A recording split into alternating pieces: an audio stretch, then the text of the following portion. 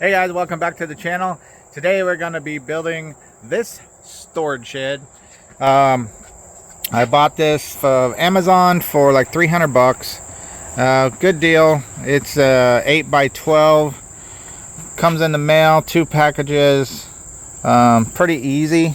We unboxed everything, so there's a little bit of damage on some of them, on some of the panels, but that doesn't really bother me because it's just a storage shed that's going to go in the back.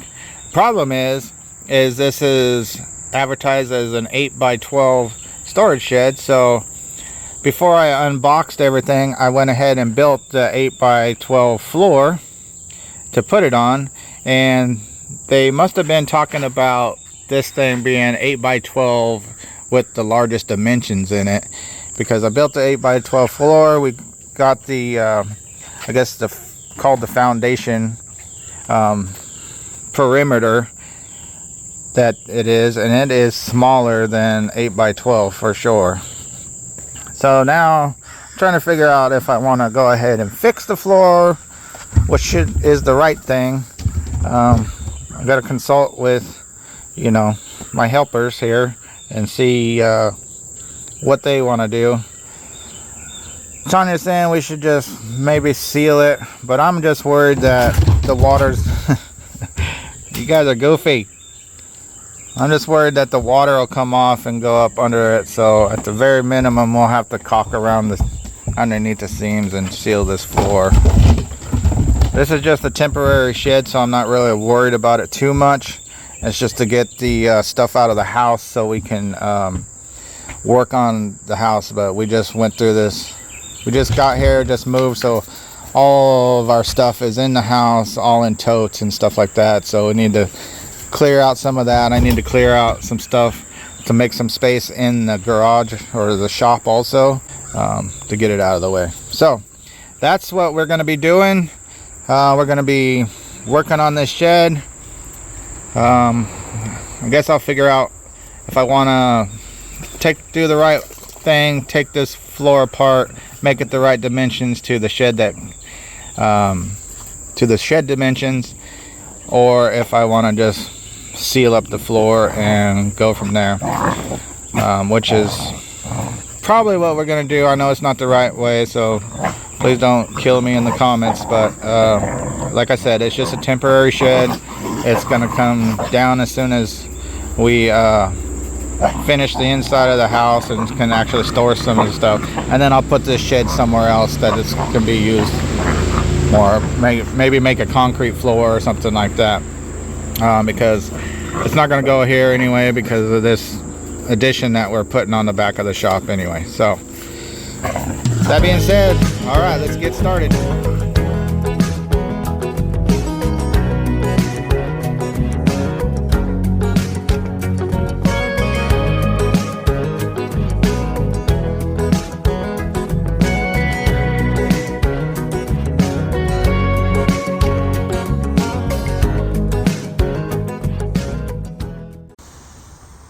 Okay, so I came up with another solution to the floor. I was going to take all the plywood back off, cut all the joists, cut the front off, and make it the right size to what the actual shed is, but I decided I went to Lowe's, got some 2x8s, and put them here on both sides, 2x6 on the back, and a 2x4 on the front over there. So that gives it to the inside dimensions, and what I did is I ran shims underneath the inside edge here and the inside edge of all the boards, so when I screwed it down it cocks that 2x4 or 2x8 or whatever at a slight angle, so when the water comes down off of the wall it'll run off of it, and it actually overhangs also. It doesn't run flush to the floor. So that's the easiest solution. Instead of tearing up all the floor and all the work I did, it's gonna look a little funny, I guess. Not really, because it's gonna have walls on it, but it should work. It should keep the water out of it, and that's really what I care about. So yeah, so now I'm going to be doing the foundation, which is the perimeter tracks for the shed. Get those bolted in, and then I can start putting up the walls. All right, now the foundation is all together. So the foundation around is what they call it.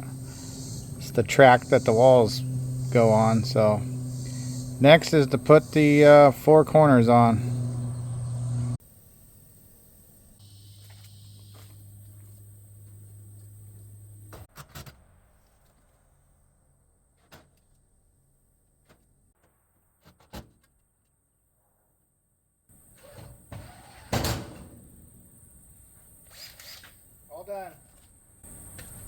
All done with the corners. Now I'm gonna put on the top pieces. Like basically the structural pieces that go across the top for the walls to screw into. So I gotta figure out which pieces those are. The drawings are a little vague at best, so a lot of this we just gotta kind of figure out as we go.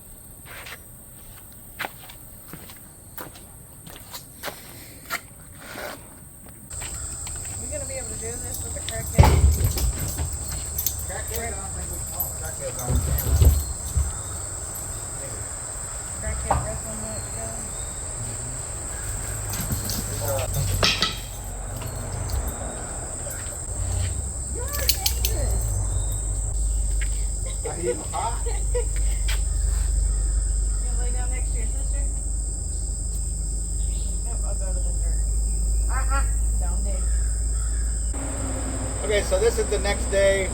Yesterday we got the foundation done, the floor done, and corners put up. Today I'm recruiting Tanya to help us. And the girls. The girls. To test the durability. Yeah. Product tester, Luna and Bella. So it's just easier with 2 people to hold and screw. It should go a lot faster. All that jazz. Hopefully. Hold it.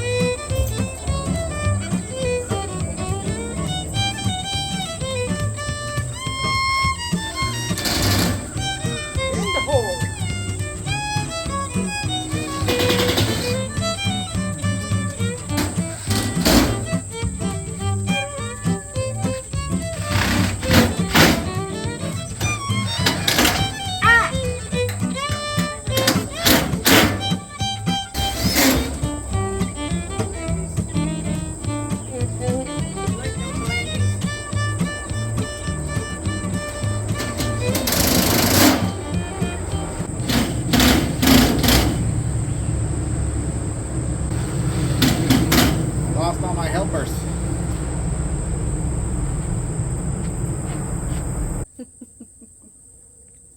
Good job, Luna.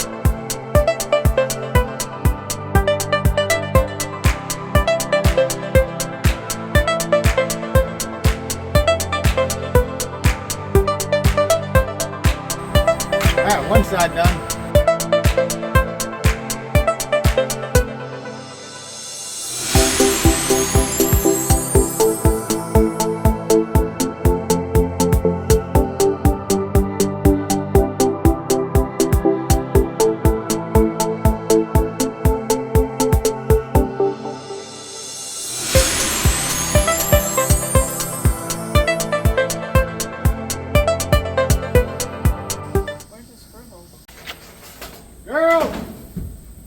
Effers.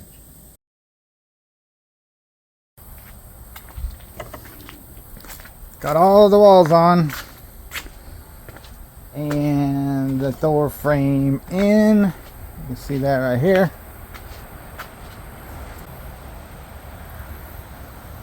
See where the hinges go. What are we doing? Screw gun. You mean the driver? The driver, yeah. Now you're getting it.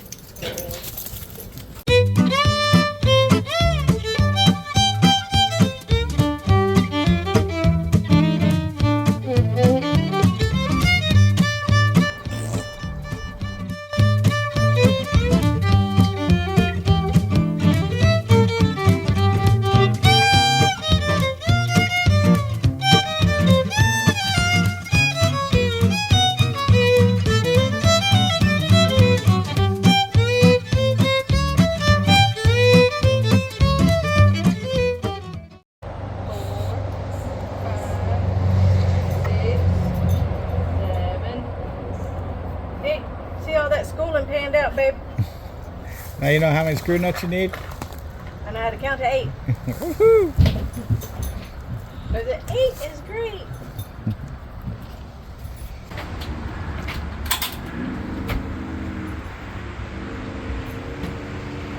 I'm so sticky, my pocket wants to come out with my hand.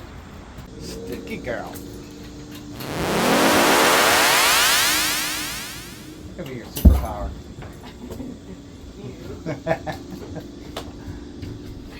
Sticky girl strikes again.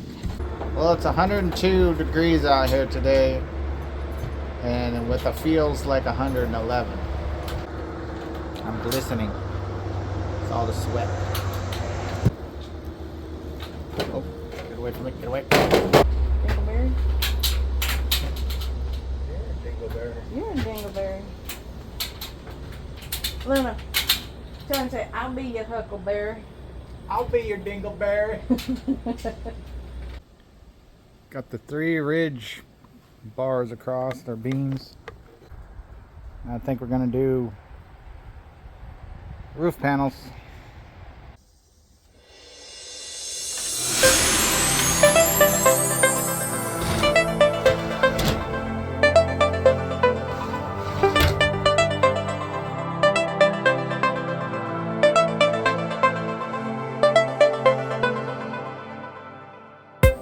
So far building this shed hasn't been too bad. I'm pretty impressed with the quality of it. I got half the roof on, starting on the other half of it right now.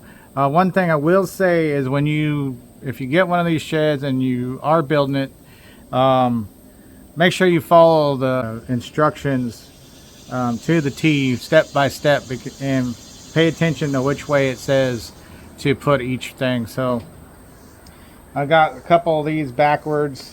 The ridge beams, and so I had to take in a couple of the holes I had to basically use self-tapping screws like this one here, and just put it in where the holes don't line up. No big deal, but everything is already pre-drilled on these things. Pretty easy to follow. It's just a little time consuming because of all the screws that it has. It probably has 1,000 of these little machine screws, and they're only 1/2 inch long, and my fat fingers just don't like to get along with them very good. But we're getting through it. I'm gonna get the rest of this half of this roof on, and then work on the doors, and I think it's got a little soffit that goes around it, so I'll get that on and it'll be done, and we can start bringing the stuff into it. But yeah, overall quality of this thing is pretty good. It was only 300 bucks. You can't beat that. So good place of storage, dry storage. So yeah, let's keep going. All right, now the roof's all on. Now we just got to get the door on, doors, and the trim around the edges, and I think that's pretty much it. Here it is, all finished. Take you on the inside here. You can see hold stuff, which is good. That's what we bought it for, is to hold some of our stuff. We still got to put some more stuff in it, but overall this thing was pretty easy to build. Liked it so much I actually bought another one that I'm going to be putting down here to use as my sandblasting room. Pretty happy with it. Thanks for watching. I hope you guys liked the video. Please subscribe, it always helps these girls, and I'll catch you on the next one.